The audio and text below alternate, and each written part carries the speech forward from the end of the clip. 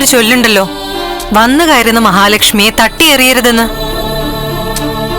Devika MLA ആവുമ്പോ ദേവിക മാത്രമല്ല, സ്ത്രീകൾ ആകെ അംഗീകരിക്കപ്പെടുക. എനിക്കെന്തോ താല്പര്യക്കുറവാ മാഡം. പിന്നിന്ന് പാർട്ടി പ്രസിഡന്റ് മാധ്യമങ്ങളോട് പറഞ്ഞല്ലോ എല്ലാം ഊഹാപോഹങ്ങളാണെന്ന്. ഏയ്, അതൊക്കെ വെറുതെയാ. ദേവിക നോക്കിക്കോ അവസാനം എങ്ങനെയാ വരാൻ പോകുന്നതെന്ന്. ഞാൻ ഋഷിയോട് പറഞ്ഞു നീ MLA ആവാൻ പോവാണെന്ന്. അവന് വ്യക്തമായിട്ട് അറിയില്ല എന്താ MLA എന്നൊക്കെ. പക്ഷെ അവന് സന്തോഷമായി. വാ, നമുക്കവനെ കാണാം.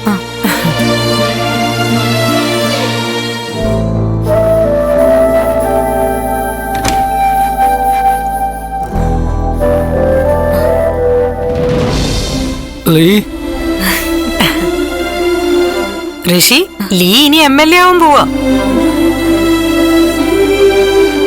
ഋഷിക്ക് നല്ല മാറ്റമുണ്ട്. ഞാൻ പറഞ്ഞില്ലേ എന്നെ അമ്മേന്ന് വിളിച്ചു. ഋഷി, അമ്മേന്ന് വിളിക്കടാ. അമ്മ. ഈശ്വര, വിശ്വസിക്കാൻ പറ്റുന്നില്ല. എന്തൊരു മാറ്റാ ഇത്. പറഞ്ഞില്ലേ വലിയ മാറ്റങ്ങളാ ഋഷിക്ക് സംഭവിക്കുന്നേ. ജീവിതത്തിൽ വലിയ സന്തോഷമുള്ള ദിവസങ്ങൾ കൂടിയാ ഞാൻ കടന്നു പോകുന്നേ. ആ, ഒരു ചെറിയ വിശേഷം കൂടി ഉണ്ട്. എന്താ? നാളെ ഋഷിയുടെ പിറന്നാളാ. ആഹാ, Rishi, advance wishes. Happy birthday. Thank you. നാളെ അമ്പലത്തിൽ പോണം. ആ ഋഷി, അപ്പൊ നാളെ അമ്പലത്തിൽ പോയിട്ട് തൊഴുത് പ്രാർത്ഥിക്കും എല്ലാ അസുഖങ്ങളും ഭേദാവണേന്ന്. ദേവികയും കൂടി അമ്പലത്തിലേക്ക് വരണമെന്നാ ഋഷി പറയുന്നേ. ഋഷിയുടെ മാത്രല്ല എന്റെയും ആഗ്രഹത.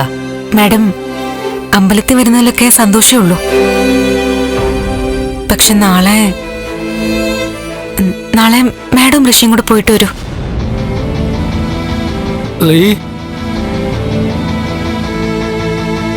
ലീക്ക് നാളെ വരാൻ പറ്റില്ല മോനെ. ലീയെ നിർബന്ധിക്കണ്ട, നമുക്ക് പോയിട്ട് വരാം.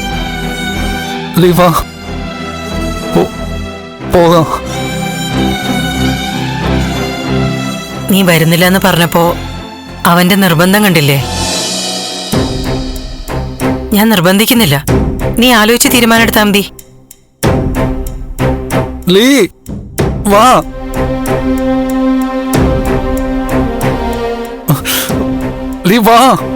ശരി ഋഷി, ഞാനും വരാം. ഇരട്ടി സന്തോഷമായി. ദേവിക വരാന്ന് പറഞ്ഞല്ലോ. അമ്മ, സന്തോഷായോ? നാളെ ലീയും വരും നമ്മളോടൊപ്പം.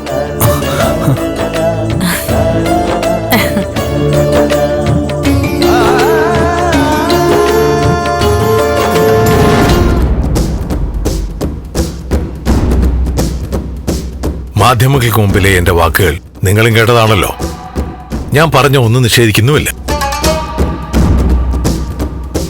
അല്ല സർ, ദേവികയുടെ കാര്യത്തിൽ തീരുമാനമായില്ല എന്ന് പ്രസിഡന്റ് പറഞ്ഞത് വോട്ടർമാർക്കിടയിൽ ഒരു കൺഫ്യൂഷൻ ആയിട്ടുണ്ട്. അത് മീഡിയയും മനഃപൂർവ്വം ഒന്ന് കൺഫ്യൂഷൻ അടുപ്പിച്ചതല്ലേ. അതിലൂടെ പ്രതിപക്ഷത്തെയും തെറ്റിദ്ധരിപ്പിച്ചു. അല്ല, സിദ്ധാർത്ഥൻ സാറിന് ചിലപ്പോൾ അതൊരു വിഷമമായി കാണുമെന്നാ. ത്യാഗരാജൻ ഈ പറഞ്ഞത് പരിഹാസമായിട്ടാണോ കാര്യമായിട്ടാണോ എന്ന് എനിക്കറിയില്ല. എന്തായാലും ശരി, സിദ്ധാർത്ഥൻ ഈ പാർട്ടി വന്നത് നേതാക്കന്മാരുടെ പെട്ടിയെടുത്തും പെട്ടിക്കുള്ളിൽ പണം കാഴ്ചവെച്ചിട്ടൊന്നുമല്ല.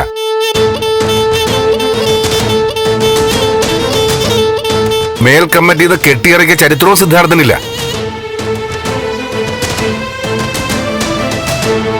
സാധാ പ്രവർത്തകനായി പണിയെടുത്ത് പാർട്ടിക്ക് വേണ്ടി കഷ്ടപ്പെട്ടിട്ട് തന്നെയാ MLA വരെ ആയതും പാർട്ടിക്ക് വേണ്ടി രാജിവെച്ചതും.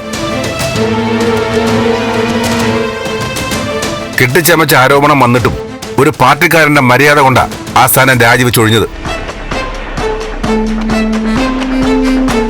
അതുകൊണ്ട് തന്നെ പാർട്ടിയുടെ രീതികൾ എന്താണെന്നൊക്കെ നല്ലവണ്ണം എനിക്കറിയാം.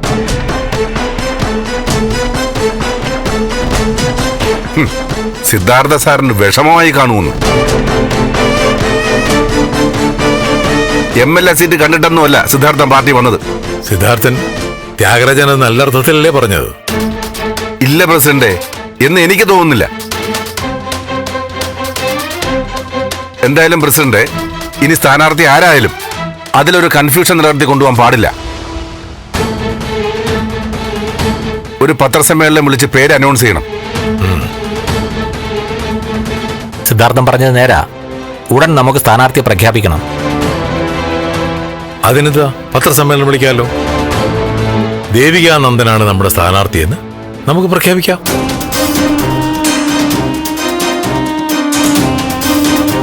അക്കാര്യത്തിൽ ആർക്കും ഒരു സംശയമൊന്നും വേണ്ടല്ലോ. ഫ്ലവേഴ്സ് ഒരുക്കുന്ന കാഴ്ച വസന്തം യൂട്യൂബിൽ പ്രേക്ഷകർക്ക് ലൈവായി കാണാം. ഫ്ലവേഴ്സ് കോമഡിയിൽ ജോയിൻ ചെയ്യൂ, ആസ്വദിക്കൂ.